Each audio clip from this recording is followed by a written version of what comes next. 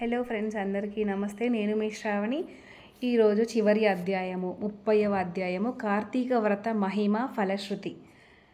నైమిషారణ్య ఆశ్రమంలో శౌనకాది మహామునులు కందరకు సూత మహాముని తెలియజేసిన విష్ణు మహిమను, విష్ణు భక్తుల చరిత్రములను విని ఆనందించి 1000 నోళ్లు కొనియాడిరి. శౌనకాది మునులకు ఇంకనూ సంశయములు తీరనందున సూతుని గాంచి, ఓ ముని తిలకమా, కలియుగమునందు ప్రజలు అరిషడ్వర్గములకు దాసులై అత్యాచారపరులై జీవించుటకు సంసార సాగరము తరింపలేకున్నారు.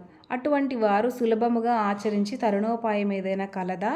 ధర్మములన్నింటిలోనూ మోక్ష సాధనకు ఉపకరించు ఉత్తమ ధర్మమేది? దేవతలందరిలోనూ ముక్తి నొసంగు ఉత్తమమైందెవరు? మానవుని ఆవరించి ఉన్న అజ్ఞానమును రూపమాపి పుణ్యఫలమిచ్చే కార్యమేది?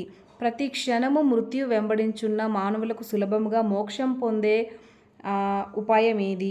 హరినామస్మరణ సర్వదా చేయుచున్నవారు మేము ఈ సంశయములతో ఉన్నాము, కాన దీనిని వివరించి తెలియజేయమని కోరిరి. అంత సూతుడా ప్రశ్న ఆలకించిన, ఓ మునులారా, మీకు కలిగిన సంశయములను తెలుసుకొనవలసి ఉన్నది.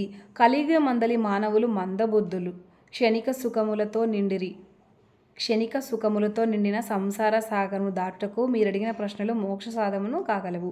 కార్తీక వ్రతం వలన యాగాది క్రతువులనొచ్చి పుణ్యము, దాన ధర్మం ఫలము చేకూరును. కార్తీక వ్రతము శ్రీమన్నారాయణకు ప్రీతికరమైన వ్రతము.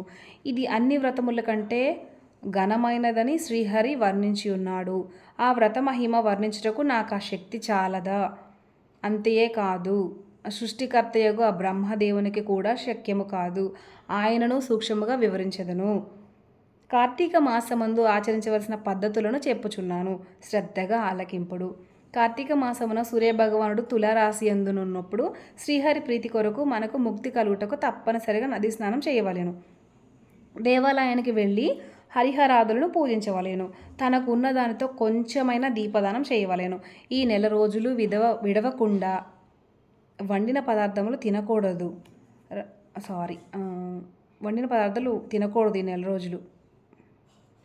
రాత్రులు విష్ణు ఆలయమును గాని శివాలయము గాని ఆవు నేతితో దీపారాధన చేయవలెను. ప్రతిదినము సాయంకాలము పురాణ పఠనము చేయవలెను. ఈ విధముగా చేసిన సకల పాపముల నుండి విముక్తులై సర్వ సౌఖ్యములు అనుభవించుతారు.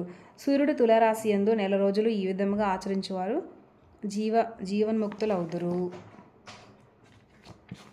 ఇట్లు ఆచరించుటకు శక్తి ఉండి కూడా ఆచరించక గాని, లేక ఆచరించు వారలను చూసి ఎగతాళు చేయువారు గాని, వారికి ధన సహాయము చేయువారికి అడ్డుపడిన వారును గాని ఇహమందు అనేక కష్టములు పాలవుటేగాక వారి జన్మాంతరమందు నరకం లోకంలో పడి యమకింకరుల చేత నానా హింసలు పాలు కాగలరు. అంతియేగాక అట్టివారు 100 జన్మల వరకు చండాలాది హీన జన్మదులెత్తురంట. కార్తీక మాసంలో కావేరి నదిలో గాని, గంగా నదిలో గాని, అఖండ గౌతమి నదిలో గాని స్నానమాచరించి ముందు చెప్పిన విధముగా నిష్ఠతో ఆచరించిన వారు ఇహమందు సర్వసుఖములను అనుభవించుటే కాక జన్మాంతమున వైకుంఠమున వాసులు అవుదురు. సంవత్సరంలో వచ్చు అన్ని మాసముల కన్నా కార్తీక మాసము ఉత్తమోత్తమైనది, అధిక ఫలదాయకమైనది, హరిహరాదులకు ప్రీతికరమైనది. కనుక కార్తీక మాస వ్రతము వలన జన్మల నుండి వారులకున్న సకల పాపములు హరించి మరుజన్మలకే వైకుంఠమును పొందగలరు. పుణ్యాత్ములకు మాత్రమే ఈ వ్రతం ఆచరించవలనని కోరిక పుట్టెను. దుష్టులకు, దుర్మార్గులకు, పాపాత్ములకు కార్తీక మాసమన్నా కార్తీక వ్రతమన్నా యావగింపు అసహ్యము కలుగును. కాన ప్రతి మానవుడు ఈ పరమ సత్యమును గ్రహించి ఇటువంటి పుణ్యకాలమును చేతులారా విడువక ఆచరించవలెను. ఇటుల నెల రోజులు చేయలేని వారులు కార్తీక శుద్ధ పౌర్ణమి నాడైనను తమ శక్తి కొలది వ్రతమాచరించి పురాణ శ్రవణం చేసి జాగరణం ఉండి మరునాడు ఒక బ్రాహ్మణులకు భోజనం ఎండినచో నెల రోజులు చేసిన ఫలంతో సమానం కలుగును. ఈ మాసంలో ధనము, ధాన్యము, బంగారము, గృహము, కన్యాదానము చేసినచో ఎప్పటికీ తరగని పుణ్యము లభించును. ఈ నెల రోజులు ధనవంతుడైనను బీదవాడైనను మరెవ్వరైనను సరే సదా హరినామస్మరణ చేయుచు పురాణములు వింటూ పుణ్యతీర్థములు సేవిస్తూ దానధర్మములు చేయుచు నెడల వారికి పుణ్యలోకమబ్బును. ఈ కథను చదివిన వారికెను వినిన వారికెను శ్రీమన్నారాయణుడు సకల ఐశ్వర్యములు ఇచ్చి వైకుంఠ ప్రాప్తి కలగజేయును. Thank you so much friends. ఈ 30 రోజులు నేను చెప్పింది అంటే తడబడుతూ చెప్పింది కూడా వింటూ నాకు సపోర్ట్ చేసి విన్నందుకు థ్యాంక్ యూ సో మచ్ అందరికీ. అందరికీ నచ్చితే సబ్స్క్రైబ్ చేయగలరు. ఈ సంవత్సరంతో అయిపోయింది. చాలా వరకు అందరం చక్కగా చేసుకున్నాము. కానీ వచ్చే సంవత్సరం నుంచి కూడా ఎన్ని మాసాల కంటే అన్ని నెలల కంటే కూడా శ్రీ హరిహరులకి శివకేశవులిద్దరికీ ఎంతో ప్రీతికరమైన నెల ఈ కార్తీక మాసం.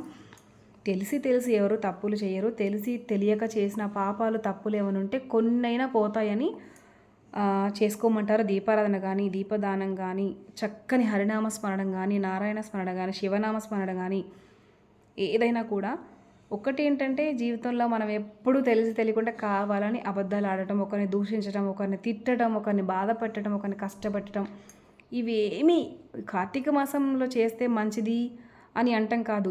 ఏ నెలలో కూడా ఎప్పుడు చేయకుండా ఉంటే చాలా మంచిది. ఈ నెలలో చేయకుండా ఉంటే ఇంకా తెలియకుండా ఏదన్నా ఏ నెలలో మనం ఎప్పుడైనా చేసింది కొంచెం పోతుంది అంటారు. అది తెలిసి ఏ తప్పులు చేయకూడదు. తెలిసి చేస్తున్నాం కదా అని ఈ నెలలో పోగొట్టుకోవడానికి చేయటం కాదు. అసలు చేయకుండా ఉండి ఇంకా మనం తెలియక చేసినవి ఏమైనా ఉంటే అవి పోగొట్టుకోవాలని చేసే పూజలు ఇవి. అంతేగాని తప్పులు చేస్తున్నాం కదా ఈ పూజలు చేస్తే పోతాయని కాదు అర్థము.